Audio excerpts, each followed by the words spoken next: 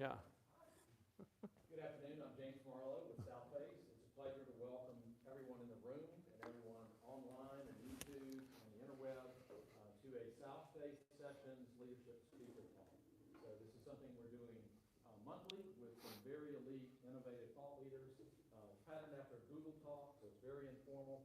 All we ask the speaker is to pick any topic they want, and sharing their journey, sharing what they're working on currently, but to save time for questions and answers and discussion. But I'm very privileged to get the opportunity to welcome today Mark Callaway, a longtime friend of mine and a leader in sustainable investing. I'm going to read his title because it's actually a mouthful. So Mark is the Senior Vice President and Financial Advisor of Investing with Impact Director and National Strategic Partner for Morgan Stanley. So Whatever that means. he, in addition to that very long and important title, was a pioneer in the space. So he was doing this before it was cool. He was doing it before it was widely accepted and is acknowledged nationally, globally as a leader in this. He has done work, and he's going to give you the backstory and the journey, but worked with Georgia Tech, with the University of Georgia, with LaGrange College, and also participated in leadership programs in Oxford, in England, and many other things. But without further ado, join me in welcoming Mark Callaway. So just so I get my range here, I can wander a little bit, right, and still stay in the camera? Your left arm, when you held it out, is probably the... Okay, it's about as far as I need to go? Okay, perfect. All right.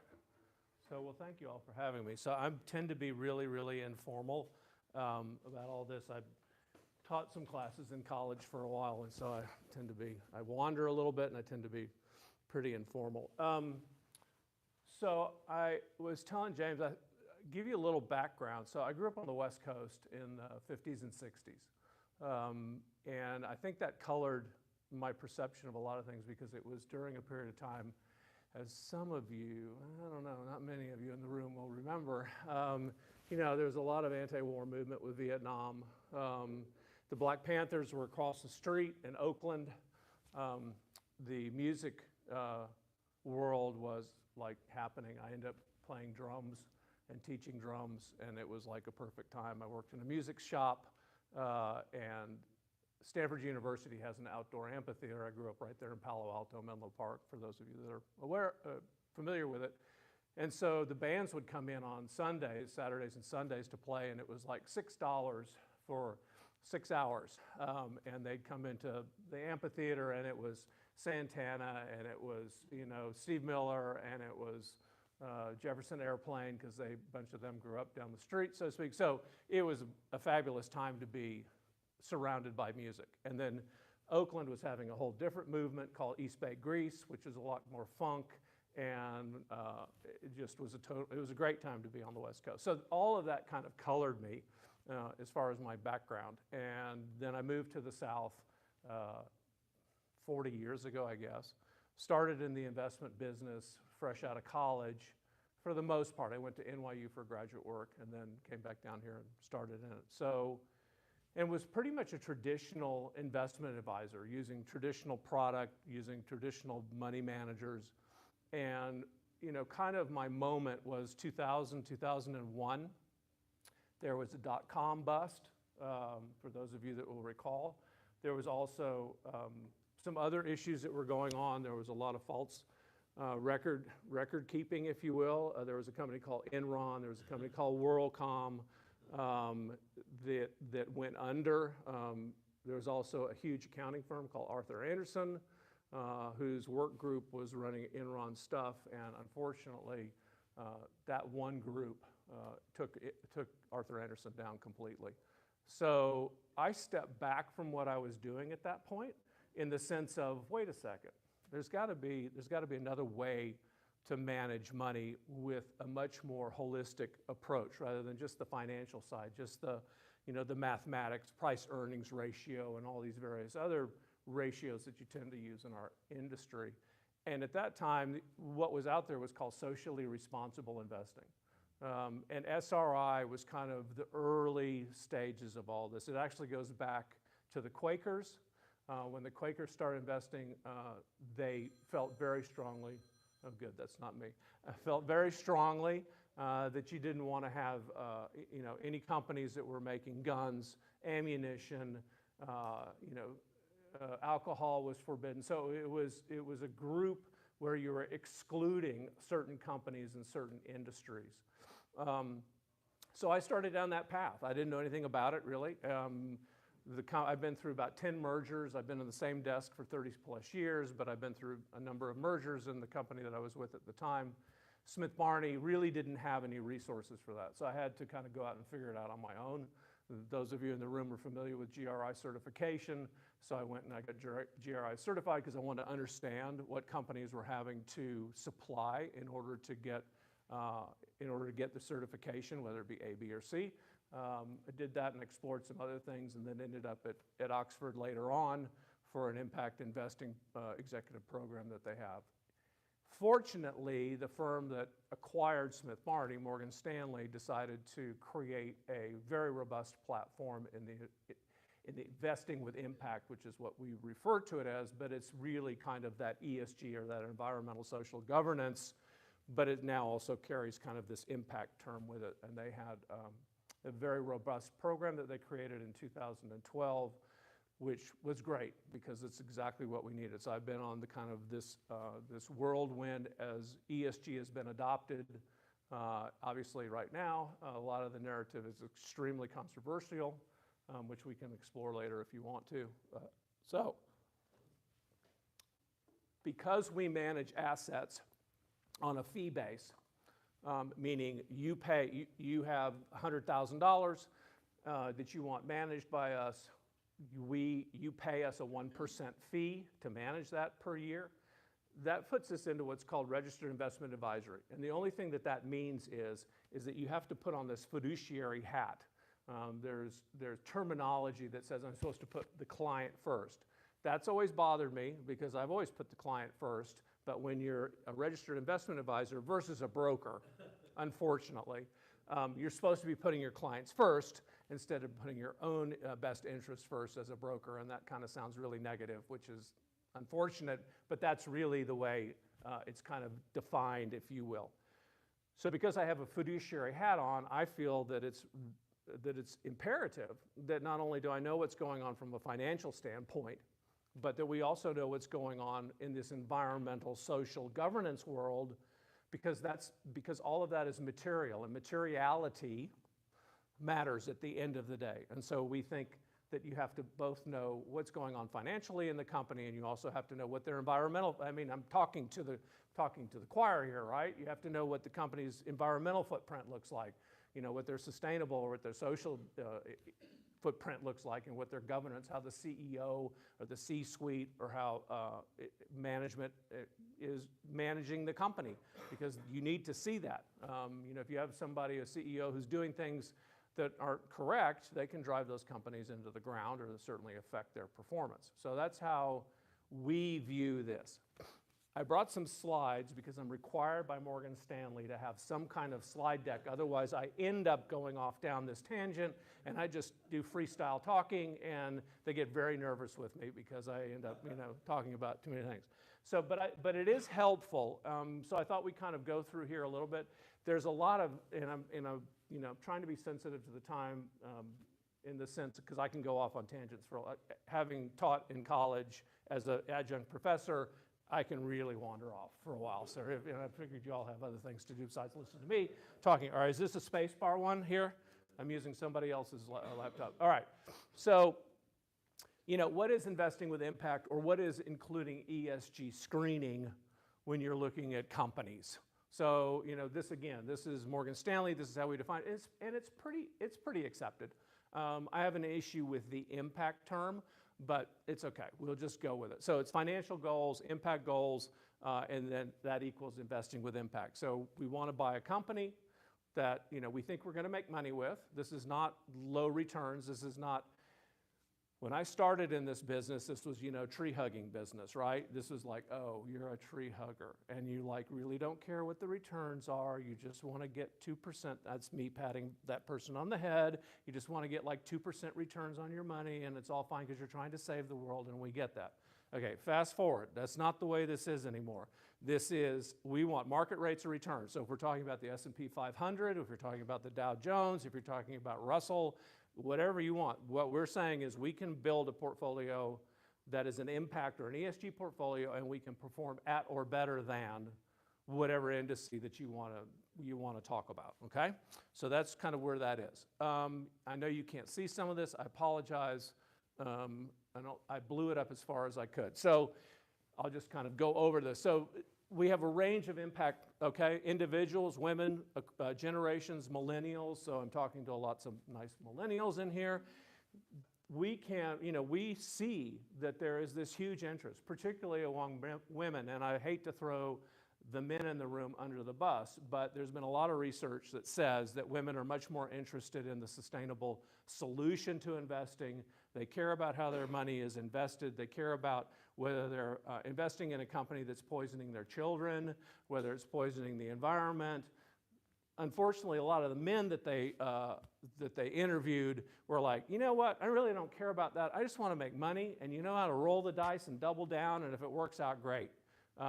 They've done some studies. Eccles and Harvard has done studies about women CFO. Women CFOs tend to be much more holistic. They care about the workforce. They're making decisions about the entire body of the company, and they're like, you know, I'm going to take into consideration if I make this change, how many employees I might lose, how many I might gain, whereas men are like, we just want to make money. We don't really care. Now, I know that's not a representative of the men or whoever's watching here on this video, but that is part of the research. Entrepreneurs seeking innovative investment options, mitigate risk. Religious institutions, Methodist, Catholic, Jewish, there's a whole ream of ways that they go about investing their money, things that they can include, things that they can't include. Foundations and nonprofits, clearly there's a huge movement. I mean, if you look at CalPERS, which is the California Teachers, or CalSTRS is the teachers one, but the CalPERS and CalSTRS, which are probably the two largest, not nonprofits, but endowments that are managing private dollars that we all invest in, like California's 401ks and all the rest of that, they have a mandate on ESG. And of course, a lot of the colleges now have huge mandates on that. Yale and others have that too. You have a defined contributions and insurance companies. So all of these organizations are now paying a whole lot more attention to this. Investors care about it. Here's our individual investor slide, which is 85% of the active individual investors describe themselves as interested in sustainable investing. Next generation is huge. So we think that over time, the whole ESG discussion about whether you include ESG screening in your investments is going to kind of go away. It's just not going to be up for discussion anymore. It's going to be accepted. In fact, I would guess, you probably are not going to invest with a company, or you wouldn't invest with a mutual fund or exchange-traded fund, an ETF, or a manager that is not taking that screening into place. Again, here are your numbers on women: 84%, 56%, 89%, 43%. So again, fairly high numbers on women across the board. So I started doing this portion. So I started in the business in '83. So here's 1990. You can't see this slide, but here's 2000. So there's about $500 billion that's invested when I started doing it in kind of the SRI and now ESG space, and you can see what this looks like. This is also performance in the sense of this light colored is the MSCI KLD 400, which is essentially the S&P 500 that has an ESG screening to it. So all the companies in the KLD 400 are all screened for their numbers on the ESG. Sorry, and then the dark is S&P 500 normal. So again, what we're showing is that over time you can outperform the S&P 500, which is typically is a fairly. I go too far? That's okay. You don't need that other. So again, ESG, climate disclosure, climate solutions, natural resource use, natural resource solutions, social human rights, protecting human rights, employee treatment, customer supplier treatment, empowerment solutions, generating revenue from affordable housing, ethical practices under governance, financial transparency, ownership. And so now what we have is, which we didn't have 20 years ago, we now have a number of companies out there. A number of them have been rolled up, but you have MSCI, you have Sustainalytics, sorry, I'm moving around out of the screen, sorry. Sustainalytics, and you have others that come in and they, Bloomberg, you have others that come in and they score these companies and they give you scoring in the ESG space. You know, not every company, and they use basically a third, and a third, and a third, if you will. So to get to that 100% number. So 30% of the number is in the E side, 30% SG. And you're not going to have, some companies are always going to have an issue. Obviously, if you're talking about a fossil fuel company, you know, the E is going to be low. Now, what can change there is, are they going in and they're trying to change? Are they trying to change the way that they're approaching their business? And you can see over time that you might get an E number that is increasing over time because they're trying to make positive change to the way that they're approaching it. I mean, they're a legacy business, right? They're stuck with that baggage. I'm not discounting it, but it just is. Versus you might see a technological company doesn't have any fossil fuel issues. They have some metal issues probably as far as where they're getting those metals, and you know who's in there in the pits digging those out in Africa. Is it the 10-year-old kid that's not getting paid anything, or is basically working in slave labor, or is it are they legitimately able to get some of those metals? So it all kind of depends. We have also started to use some additional terminology, which I don't know that is necessarily helpful, but again, all of this means the same thing. I don't care what you see, it all means the same thing. And what's happened is, so if you go back 20, 25 years ago, as I said, it was an exclusionary process. You excluded these companies. Well, what everybody finally realized was like, okay, if I want to change these companies and I'm not holding any shares, I don't have any voting power. I can't vote for change. So there was a big shift. So these really big firms like Bloomberg and Fidelity and Invesco that's here in Atlanta, they realized that in order to affect change, we've got to own shares in this company. And if we really want to affect change, we got to own a lot of shares in this company, because they're not going to listen to us if we're just holding 1% or 2%. We got to hold a lot. So if you go in and you look at a lot of these statements, you can see Fidelity, Bloomberg, and others, they're controlling, and they get together, right? They get together and they have conversations and they say, okay, look, we need to change. So Walmart's a great example. There was a big push at Walmart. They went in and they said, look, you guys are, you're using the regular incandescent lighting multiplied by all the different Walmarts. You guys probably know all these stories. And again, I'm talking to the to all you know that. So they went in and said, look, if you change this, yeah, you're going to have some increased capital cost at the front end, right? But over the long run, they're going to last longer. You're going to have less energy use, less heat potentially.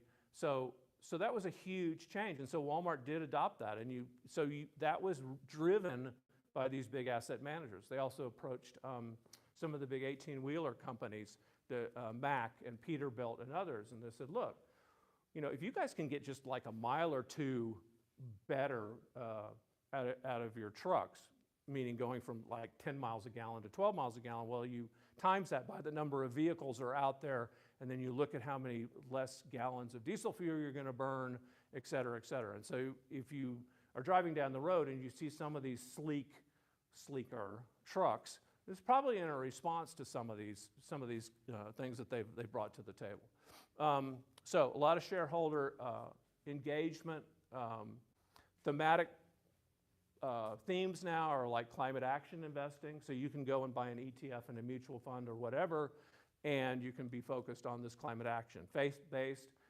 for the religious institutions, you can design a portfolio specifically that's going to be responsive to them. Gender lens investing is it's not as hot a topic now because everybody has pretty much embraced it. but we started running a gender lens portfolio maybe 15 years ago, and it was really, there were not very many out there. And ours has, requires 30% of women on the, 30% of the women board of directors, positive HR policies, maternity leave policy, equality of pay policies, and all these various things. And those of you who know about GRI, and if anybody has any questions, I can just keep on going here. You just say, stop, I have a question. So in GRI, where was I going with this? Sorry. Why don't you explain GRI? Oh, sorry. So the Global Reporting Initiative. It actually started in the U.S. It actually started in Boston 30 years ago. I forget. I'm getting to that point where I have to remember these things. So 30 years ago or so, didn't get any traction here and went over to Amsterdam, and the Western Europe embraced it. So it's a scoring process of various companies, but all of this is voluntary. That's where I was going with this. A lot of this is this is not mandated. There's not an agency out there that mandates these companies to share with all of us, what their pay scale looks like. Do they have equality in pay? Do they have these various things? So the leading edge companies have been happy to share all this information with us. Some of the companies you'll find don't want to share that information because they don't want you to know that. They don't want us to know that. So this is still a work in progress. Even after 20, 25 years of this space, this is still a work in progress, trying to get all this information out there. So Global Reporting Initiative is kind of the granddaddy of this reporting process that companies can participate in on a voluntary basis. So is it I'm sorry to interrupt. No, absolutely. Is it you're all in if you commit to it? In other words, because it's voluntary, Yeah. you sort of say, oh, we're going to do some of this and give a little credit for that, but we're not going to do everything of it. Yeah, you can't. I mean, you can't. So there's A, B, and C, and A is not the best. It's reversed. So A is the least amount of information. B is kind of the next level. C is like, I'm really into this and I'm going to share as much as possible. But you don't necessarily. I mean, you could choose to share a lot of information, and you may qualify as a C, being the fact that we're sharing a lot of information, but you may not share equality of pay. But you're still potentially going to be showing up as a GRI participant that's sharing a high level of information. So yeah, it's just up to the and I would say probably if you're beginning, if you're just starting to put your toe in the water, you're probably going to do A, just to get it out there. And then if you hire a sustainability officer, a vice president of sustainability, whatever, that's going to be their goal. And there's a lot of VPs in sustainability that absolutely get burned out. It is not a great job. Everyone that I've ever talked to is like, as soon as we finish this report, we got to do another report, and then we got to do another report. And so it's really not a great job. Yes? So it's voluntary in the U.S. currently. Is it also voluntary in Western Europe? Yeah, but they put a lot more pressure on. And Western Europe was way ahead of us, like 10 years ahead of us. I would say we're probably closer to about maybe 5 years right now, because there are more companies in the U.S. and this has grown so much. But yeah, Western Europe, 20 years ago, in fact, that's where Morgan Stanley's sustainability department is housed, is basically at Canary Wharf in London. And now we have offices, I mean, now we have it in New York, but that's really, if you go back, that's really where it was. So yeah, it's increasing. Climate action investing, something that you all, so again, a lot of this is Morgan Stanley marketing, so I'm not going to spend a lot of time on that. Gender lens investing, integrating diversity, equity, inclusion, so clearly a lot of discussion on DEI right now, and what you're seeing is more and more mutual fund companies and ETFs are looking at companies that have, and however you want to embrace DEI, whether you're really talking about females, whether you're talking about persons of color, whether you're talking about, disabled, I mean, or whether you're talking about, a management company, an investment management company that is owned by, let's say, black women, as an example. So that falls into that. And so there's a lot more movement in that space, because now what's happening is you have these bigger firms, or these like CalPERS, who have a mandate where, like, okay, we got to have 5% of our money managed by you, you know? We've got to have a female organism that's owned by females, or majority of it's owned by females, managed in order to be able to address the demands of our constituent base, which you can imagine in California is quite diverse. So anyway, so that's kind of what's going on. Racial equity investing. We started what we refer to as BLE, which is a Black Leadership and Empowerment portfolio coming out of the unrest in the spring of 2020. We looked out into the environment and we said, there's not anybody else that we can see that has put together a portfolio that's focusing on companies that have at least 2 Black directors. You've got to have, one person is token, right? We all agree that? 2 is like minimal. When you get to 30% women, they start to have an impact on what's going on the board. So we're still in this transitional space, if you will, particularly with this, if you want to talk about persons of color being on board of directors, we still have a lot of work, but we're moving forward that. And what's interesting is, from a performance standpoint, so there's an ETF out there called NACP, like they're playing off of the NAACP and they dropped the A, and that's one that's focused on mainly African Americans in the workspace. But what's really interesting is when we started putting ours together, like the technology company, there's only like one company that shows up in ours, and that's Google. That's the only company that has a Black board of director too. And so when I'm coming to you, when the technology turn down came, it actually helped us from a performance standpoint because we didn't have all these tech companies in there when the downturn came. So anyway, yes, go ahead. I'm sorry, Yes. remind me again, what is ETF? Exchange traded fund. So if you think about it basically like a mutual fund, that's the easiest. I'll just use mutual fund, but there is something called an ETF, which has lower costs than some other. Yeah, I know. And I'm trying to stay away from some of that too. So sorry. So millennials are driving this. There's more and more demand for it. I think, like I said, I think you're going to find that this is not going to be up for discussions going down the road in another 5 years or so. Now, typical of a firm like ours, I just gave you 15 slides. If you want me to, there's 15 pages of disclaimers in here about this size, and I'd be more than happy to go ahead and do that. If I close this, will it go off? Let's find out. Oh, it does. So I want to leave plenty of time if anybody has any questions. So, what we're up against right now, quite frankly, is this narrative that's come out, which I have a feeling you probably all are paying attention to, which is coming out of some of the red states, particularly secretaries of state in the red states, particularly those that have a legacy in fossil fuel. There is a lot of focus on the E in ESG and not a lot on the SG side. And they have turned this narrative into kind of this left-wing woke movement that is coloring everything that they do. I find it incredibly offensive, but I understand why they're doing it. I'm not a conspiracy theorist, but I have read several books, and I have a strong feeling that the Koch brothers are heavily involved with this narrative, and I think that they're creating, everybody's listening to me, I think they're creating this narrative that they're sending the bullet points out to the secretaries of state, because if you read what they all say, it's very, very similar. Unfortunately, I think that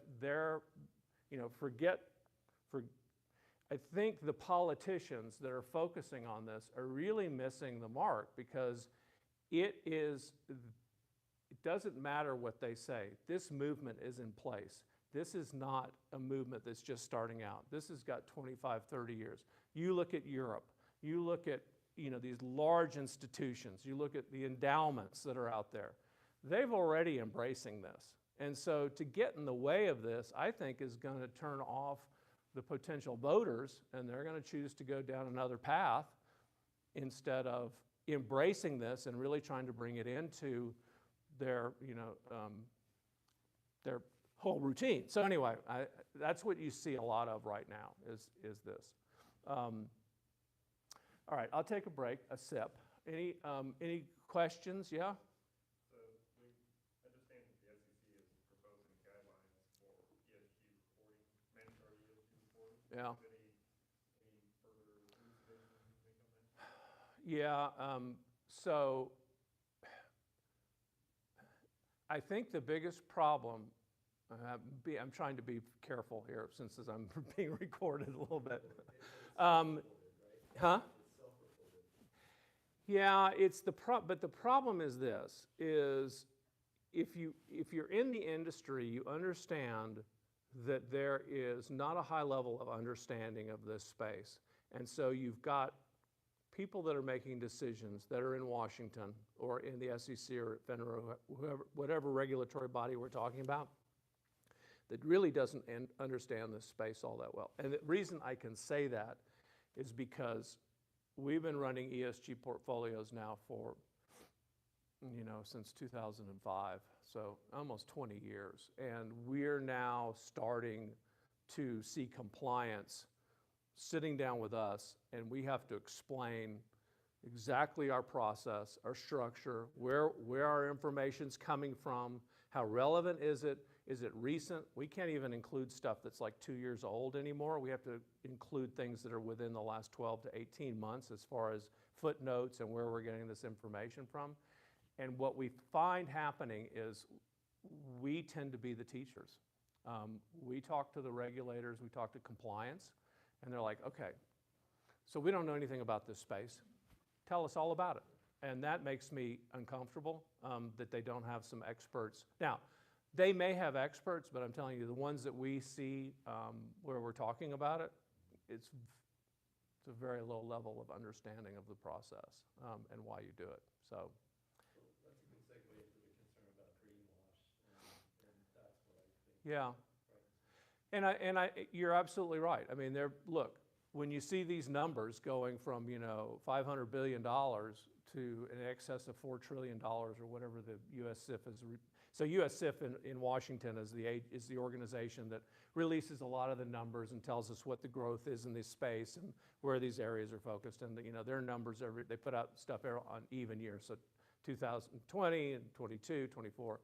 And you can just see this huge growth. And so, if I'm running a mutual fund and I want to get on the bandwagon, if you will, I'm going to slap an ESG, label on top of it, Mark's ESG fund, if you will, and I may not be doing anywhere near the kind of due diligence that I should on these companies or anything else, but I get to do that, and then you look at it and you go, oh, Mark's ESG fund. I've been looking for an ESG fund. Yeah, he didn't have much, he hadn't been running it for very long, but that's what I want to put my money in. So you do that. So there's all that greenwash space that's out there. There's blue wash now with the whole ocean water issue. So that's out there. There's a whole black wash issue out there, talking about racial equity and all the rest of that.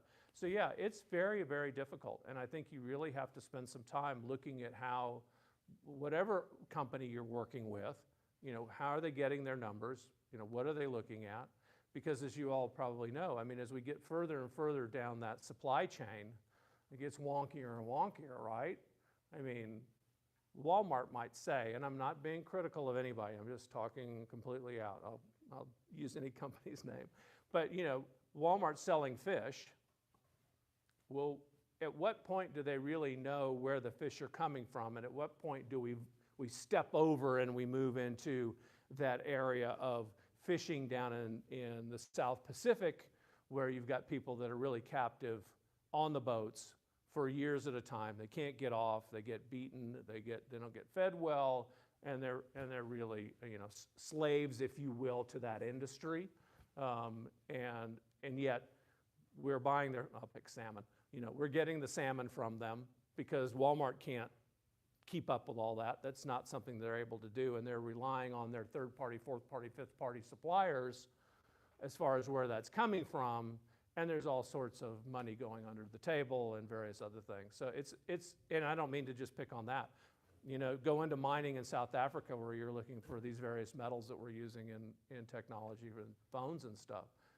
who's really digging up those various minerals? Well, it tends to be a lot of really young kids that aren't getting paid very much, and the work conditions are not great. And then, I mean, you can just expand on that. So that's that supply chain issue. So there are some companies, some management companies, some investment, when I say management, investment management companies that really are spending a lot of time and energy. And I'm not here to like push one or the other, but I know because we work with them, Rockefeller, like the big family. So they got very, very focused in this space.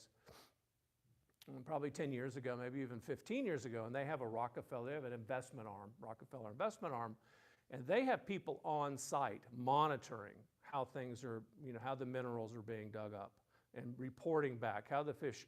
So you have some companies, but that costs a lot of money. And if you're really sensitive to fees and you go, you know what, I don't want to invest with a company that's taking, more than, I'll just pick 1% per year to manage my assets. Well, if I've got experts, if I've got, experts, graduate degree professionals that are in Africa, I'm having to pay them something. And that's going to end up passing its way. And so you might have to charge 1.25 because that extra 25 basis points or that extra 1/4 1% is going, because you have to pay these various people that are on the ground in these various areas. So either you feel really strongly like, I want to invest in this company and I want to make, or in this firm, and yes, I'm willing to pay that extra 1.25% or extra 1/4%. And yes, that's going to take away from your returns slightly, but I really want to know that that's what's going on with my investing dollars. Yes? So we see a lot in our sustainability kind of work that there's a lot of push towards sustainability in both environments, but the people who implement a lot of these changes are not there. Where you have to build the workforce as we go. Is this a similar sort of thing on the ESG reporting where we're looking at third parties to do some of this work that are trying to grow into the role where Yeah. So you have FASB, which is the traditional financial reporting organization that a company has to, they had to adhere to certain standards that FASB has, Financial Accounting Board, Standards Board. There now has become, which you may probably all know, is SASB, which is the Sustainable Accounting Board. So SASB is the one that's really trying to incorporate a lot of the same processes that we have on the financial side into the sustainability side. And there is, I know in the CFA move, so Certified Financial Accountant world, which is really what you have to have if you want to be a research analyst in our industry, you have to have a CFA. They are now incorporating ESG into their program. It's a 3-year program, and they're now starting to incorporate ESG into that because they see that that's going to be a requirement, that you're going to have to understand that over time. So yeah, it's, again, unfortunately, this is, fortunately, maybe it's fortunate. It's still a work in progress. We're still trying to help mold this some way. You still have a lot of input, but it is not, there's nothing that's like the gold standard. It's like there's probably at least a dozen reporting agencies, that report on sustainability, Bloomberg, MSCI, like I said, and others, Sustainalytics, and a lot of others. And they may be looking at it slightly different. And hopefully, what we're hoping is that SASB will be kind of that organization that says, if you want to say that your report is SASB qualified, I'll just use that term, you got to do this, this, this, and this, and everybody is in agreement that you got to at least do that in order to kind of get certified, if you will. I think that's where we're headed, but that's still a work in progress. There's not total agreement there. All right, on this side, ladies, gentlemen, yes, go ahead, yes. Gender equality. I see your UNSC hearing. I have a question. As a UNSCG follower, when these SDGs right now we know as Sustainable Development Goals, back in 2000s they were millennial goals. Earlier on in Rio Summit they were just goals. Right. And same concept for targets, just reward them. Mm-hmm. I'm so happy you mentioned the factor of generation, different generations, and the awareness toward environment,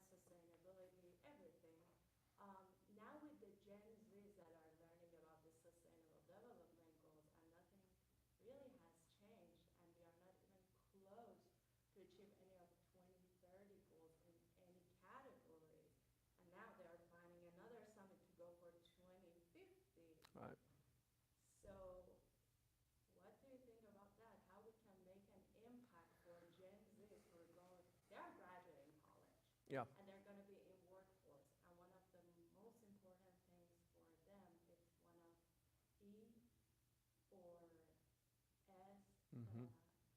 or G. And most of them are really focusing on environment and social justice factors when it comes to sustainability. Right. How as an organization or corporations, we can invest in this new flood of labor is coming to us and keep them happy. Yeah, it's all excellent points. And I think, I think the problem with this, I wear this because depends on where I am. Some people think this is my rainbow button. Depends on where I am. But I found that it raises questions of like, what is that, right? So then, and the problem with, probably the other side, problem with wearing this is there are areas within the SDGs that we really don't have an investment solution for it yet because it's so obscure or it doesn't have any marketability to it, so that nobody's going to invest in it, try to do that. From the perspective of like the Gen Z, I have a lot of faith that because of this conversation that we've now been having for 20 years or so, they're so I have first-gen kids, that are in their 30s, and then I have a bonus baby, and he's 12.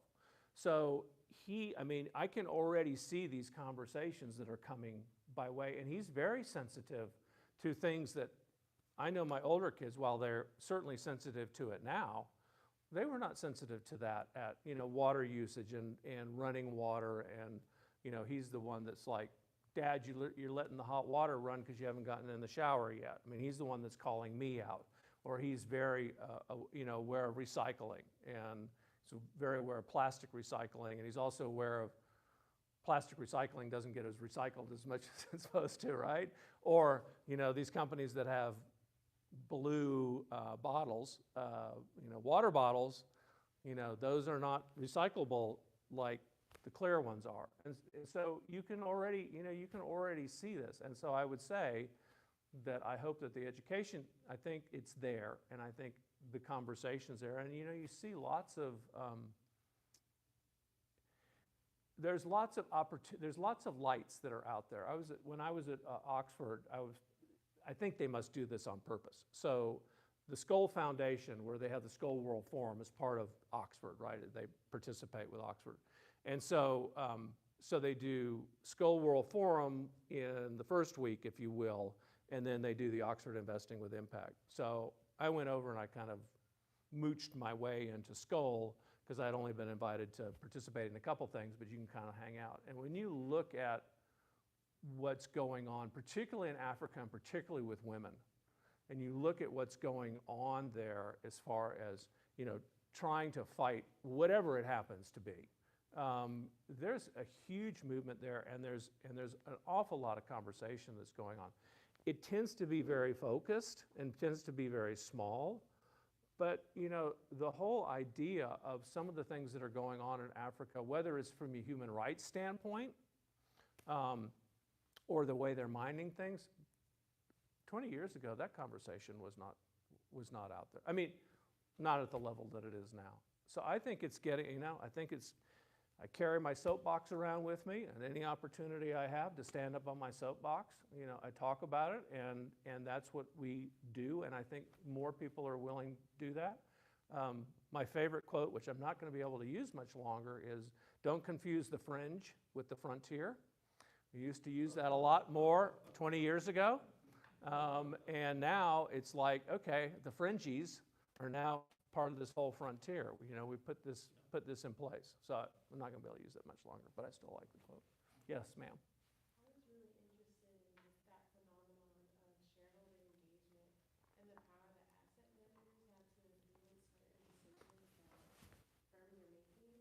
And kind of similar to Cory's question, do you believe that in these huge asset management companies, there are more diversity, and not only from a racial equity standpoint, but also from diversity of thought, that are impacting the decisions that those asset managers are influencing?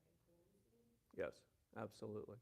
Yeah, I think it's changed I think the industry has changed dramatically from kind of this old white guy business, which is, you know, probably what it pretty much was.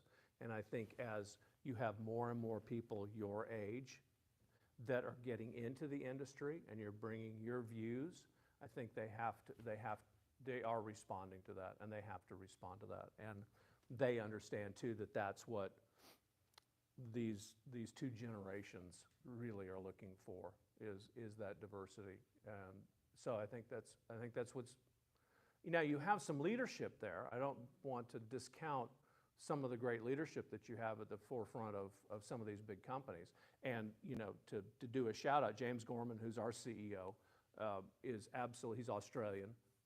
He was at Merrill Lynch before he came to Morgan Stanley. And all of the DEI, all of the inclusion, all of everything that we do has been led top down. Tons of support, but you know, he was the one that was really holding the flag out there, so to speak, and shaking it, saying, we've got to really go in this direction. And I think part of that is because he has a much more global view of the world. I think that we were slow. I think those CEOs or executives that were domiciled in the US, I don't think they were as fast to respond to this. And I think those that are much more global or running global business or come from other areas, I mean, you all know what's going on in Australia with, you know, all of the issues that they've got from a climate standpoint, and that's been going on for a long time. I mean, I can remember reading reports by one of the Smith Barney analysts 25 years ago talking about the water issues that Australia were having and we're going to continue to have. And then, of course, pick any documentary you want to, and they're all still talking about it, right? So it's a problem. But I think you're going to continue to see that. And I think that's why you now have focus on minority-owned investment management companies. I think it's also why you have this huge diverse group that's out there that's now in control, now in investment committees making those kinds of decisions. And I think that will continue on. So I think it's a lot more. I mean, for me, I was a political science undergraduate with a theater minor. So I got really bored talking about rates of return. It just got boring. It was like, you know, what we call chasing the hot dot, meaning finding that you know, mutual fund that was giving you the best return and just talking about that with clients. Once I got to move into this kind of ESG world and I got to merge the politics, got to move my radical San Francisco upbringing, you know, all of that, then it's got really interesting, because I think it's much more interesting talking about values and mission-based investing and all of the rest of that than it is talking about, you know, and I know there's plenty of people that all they want to talk about is show me the money, show me what the best rate of return is. I don't care how they got there, and I don't buy into that. I think that's a huge mistake, you know, and we won't even go down our artificial intelligence, okay? We won't even go down AI discussion at all, because that's still emerging. Yes, sir, I'm sorry, you raised your hand before, sorry. Okay. Let's back up and kind of more generic financial, if you could talk a little bit about what you understand of, you know, we've seen these bank failures, the seizing of those. Do you want to kind of talk a little bit about your perspective of where the financial community is and how these bank failures or closures happened and why, and is it something that's a natural part of financial life, or Right. is there something more going on? Okay. So I'm not an expert in the space, okay, but I have a pretty good idea because Morgan Stanley has several offices in the area where Silicon Valley Bank is located. They had a number of clients that own Silicon Valley Bank stock, and I was just in Menlo Park 2 weeks ago, and there was a lot of conversation about it. So having said that, I think what you have to understand is coming out of 08, 09 with the really big banks, they're called Tier 1 banks. So it's the Bank of Americas, it's the Truist, it's Morgan Stanley, it's anybody that has a banking arm that is really large and global. There are certain financial ratios that they have to meet, and they're very stringent, they're very robust, and what we had in 08, 09 affected Tier 1 banks. They changed a lot of that, and I don't believe that you're going to see that same situation occur going forward. Silicon Valley Bank is what's called a Tier 4 bank. Now, that doesn't mean they're bad. It just means the process for reporting and the financial ratios are different. They really exist. So Morgan Stanley has everything, right? We have mortgages, and we have investment banking, we have venture capital, on and on. We're, like these big, we have our fingers into just about everything we possibly can.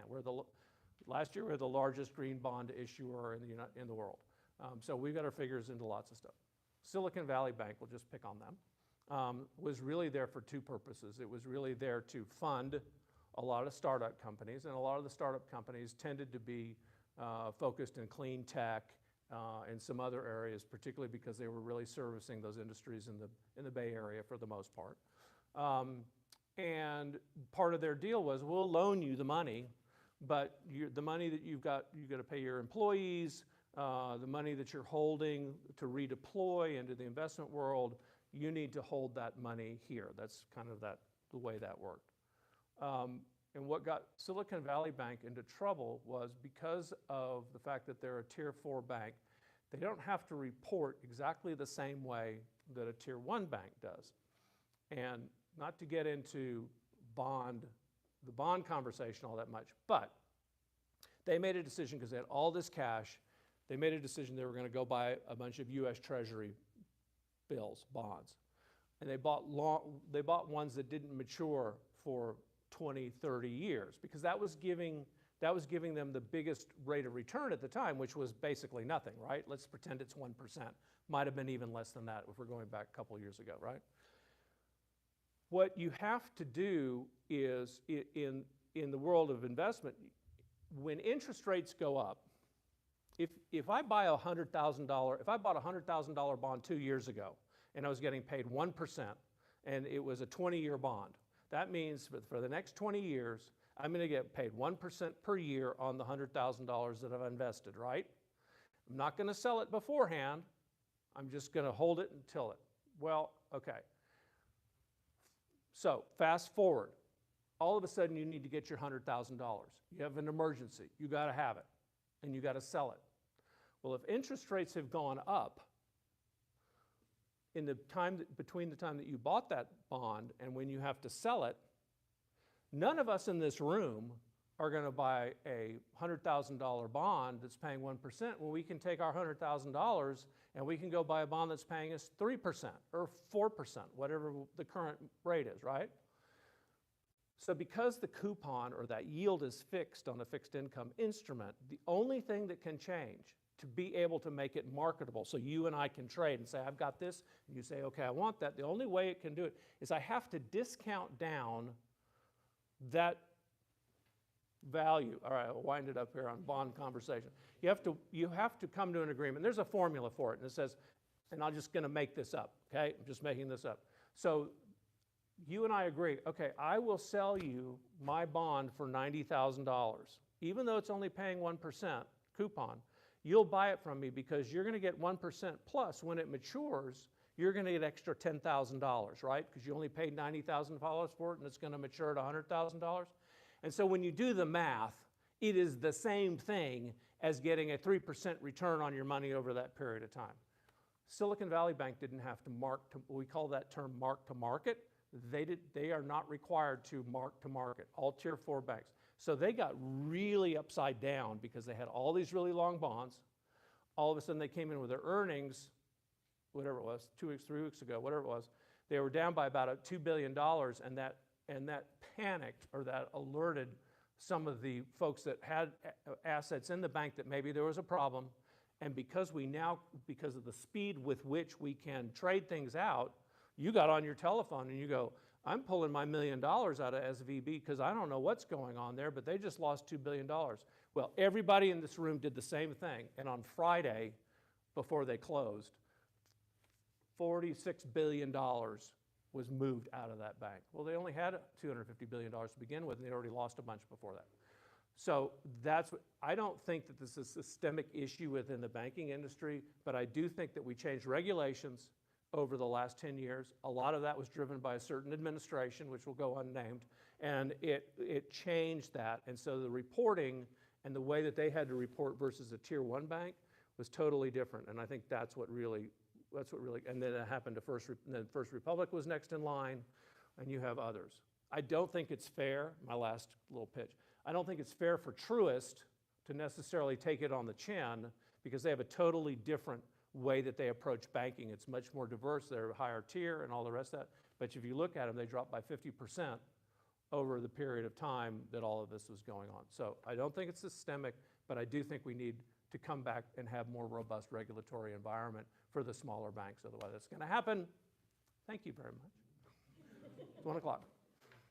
All right, thank you. And I'm always, James knows me. I'm happy you guys can, if you have any questions, I've got a great team of millennials and really smart folks, and we're happy to, again, we carry our soapbox around. This is all about education, raising the level of this discussion. So we're happy to, it doesn't have to be business. We're happy to talk about whatever y'all want to talk about or if anything comes up. So, all right, I'm done. One last question. Yes, sir.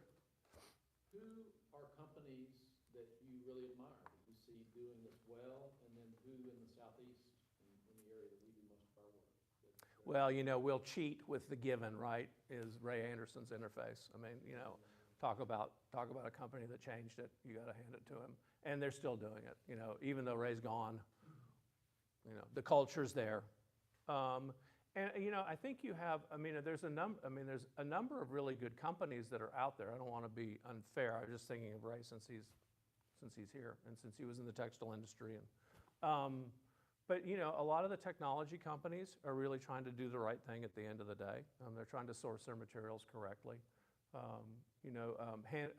From a building standpoint, one of the companies that we have in our portfolio, in our environmental portfolio, is Hannon Armstrong, which you all probably, I'm assuming So they're one of the companies that come in and they take the old buildings and they rehab them and they put the double pane windows in and they replace the lights and they do all of that stuff in order to make them much more energy efficient, if you will. And the company's done really, really well. They have a great portfolio. So that's one of our real estate holdings in there because we've had them and we've followed them for 15 years, I guess, and probably had them in the portfolio for almost that long.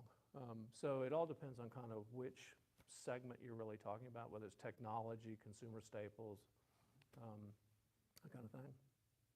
I don't mean not to answer your question, but that's a really big, you threw me a really big ball to answer. So, anybody else? All right, it's 1 o'clock. You have to get back to work, I'm sure, and not listen to me anymore. So thanks.